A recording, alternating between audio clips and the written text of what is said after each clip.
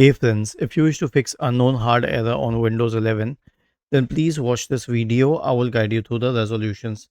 So the first solution is an SFC scan. Now how do we perform an SFC scan? Search for command prompt in the Windows search bar. Click on Run as Administrator in the right pane.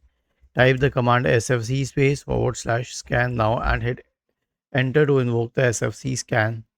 Next solution is a check the scan. So search for command prompt in the Windows search bar. Click on Run as Administrator. Type the command chkdsk space / r space / f and hit enter once again. The last solution is a clean boot. So search for system configuration in the Windows search bar. Open system configuration. Go to the services tab. Check the box associated with hide all Microsoft services. If any of the services checked, click on disable all, apply, and then OK, and then restart the computer. Was this helpful? If yes, then please subscribe to the channel. If not, then let us know in the comment section of the video on how we could help you further.